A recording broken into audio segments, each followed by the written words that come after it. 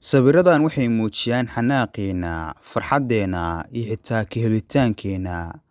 Balse waa maxay qisada sawiradan ama calaamadahan? Marka hore, sawiradan waxaa lagu magacaabaa emoji. Ereyga emoji asalkiisu waxa uu ka yimid dalka Japan. Xarafka E micnihiisu waa sawir ama calaamad. Ereyga emoji micnaheedu waa xaraf. Sawiradan markii ugu horeysay waxaa la sahmiyay 1998 markii la sahmiyay qaabkooda ma qurux badnayn. Emoji waxaa sahmiyay nin lagu magacaabo Shikataka Kurita, waana nin ka soo jeeda dalka Japan. Markii ugu horeysay ee la isticmaalo sawiradan waxaa lagu isticmaalay system la oran jiray iMode.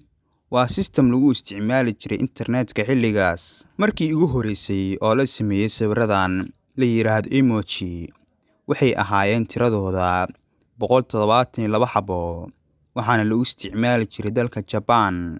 Balse 2008 shirkad lagu magacaabo SoftBank ayaa waxay ku sameysay inay ku shaqeeyaan systemka iPhone ee shirkadda Apple. Kadib sidaas ayay ku caan baxeen. Maantana waxa ay ka badan yihiin tiradooda 3000 emojis. 24 saac kastaba waxaa la diraa 5 bilyan oo emoji. Maxaa yeelay mararka qaar waxaan ka maarmi karnaa qoraalka dheer. Midka ugu isticmaalka badan waa midka wejiga qoslayo. Mar walba waxa uu ku jiraa qaybta ugu isticmaalka badan. Waxaad nala wadaagtaa oo dhanka commentiga ku soo qortaa 3 emoji ee ugu horeeya ee kugu jiro qaybta ugu isticmaalka badan.